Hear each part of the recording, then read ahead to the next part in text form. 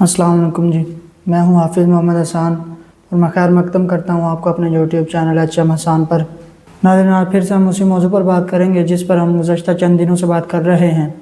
آج پھر سے ہم فلسطین کے بارے میں بات کریں گے۔ اگرچہ یہ معاملہ ایسا نہیں ہے کہ اس پر تقریریں کی جائیں، اس پر بحث کی جائے اس موضوع پر، لیکن جہاد کے لیے تو ہم جا نہیں سکتے، آواز ہی اٹھا سکتے ہیں۔ یہی ہمارے حصے کا کام ہے جو ہم کر رہے ہیں۔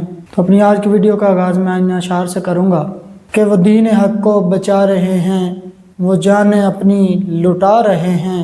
اب تو خواب غفلت سے جاگ جاؤ، غزہ کے مظلوم بچے بلا رہے ہیں۔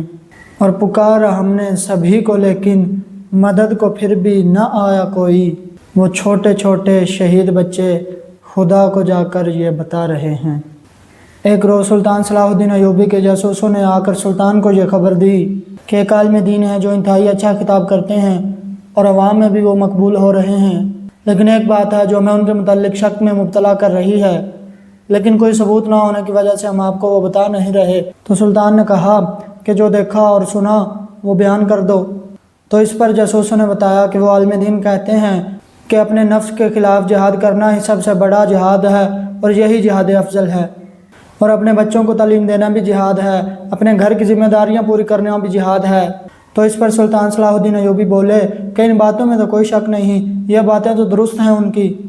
تو اس پر جاسوسوں نے کہا کہ جناب ان باتوں میں تو کوئی شک نہیں، لیکن وہ ان باتوں کے ساتھ یہ بات بھی کرتے ہیں کہ جنگ و جدل نے ہمیں کیا دیا، اس قتل و غارت سے ہمیں کیا حاصل ہوا اور جنگوں سے ہمیں کیا حاصل ہوا۔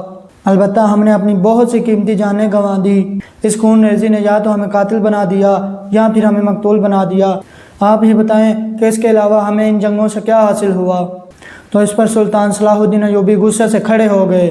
آپ نے فیصلہ کیا کہ ہم اس عالم دین کے پاس جائیں گے۔ جب آپ اس عالم دین کے پاس پہنچے تو آپ نے اس سے سوال کیا کہ محترم بتائیں کہ بیت المقدس کو جنگ کیے بغیر کیسے حاصل کیا جا سکتا ہے، اور مسلمانوں پر ہونے والے مظالم کے خلاف جنگ لڑے بغیر کیسے امن کے ساتھ رہا جا سکتا ہے، اس پر آپ ہماری رہنمائی کر دیں۔ تو وہ عالم دین بولے کہ حضرت آپ دعا کریں، اللہ بہتر کرے گا۔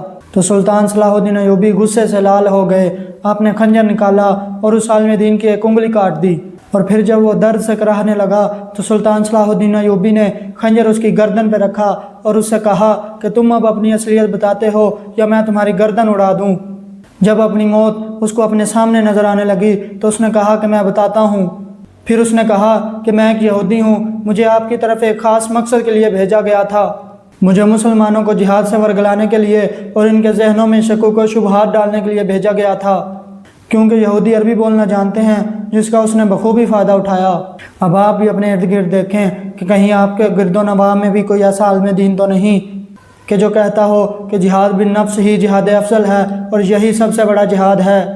اور یہ بات تو سب جانتے ہیں کہ مظالم کے خلاف جہاد کیے بغیر، جنگ لڑے بغیر مظلوموں کی مدد ہرگز نہیں کی جا سکتی، ورنہ قرآن پاک کی 450 آیات میں یہ نہ فرمایا جاتا کہ مسلمانوں اپنے حق کے لیے لڑو، ان مظلوموں کے لیے تم اپنے گھروں سے کیوں نہیں نکلتے ہو۔ اور اگر زبانی جمع خرچی سے اور دعاؤں سے ہی کام چلتا تو پھر حضور علیہ الصلوۃ والسلام خود بنفس نفیس 27 غزوات میں تلوار لے کر شامل نہ ہوتے۔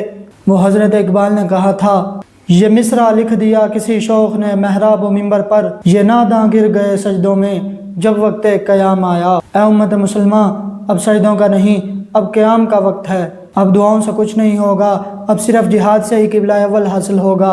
اگر اب بھی نہ سمجھو گے تو تمہارا شرازہ بکھر چکا ہے۔ سلام پہنچے۔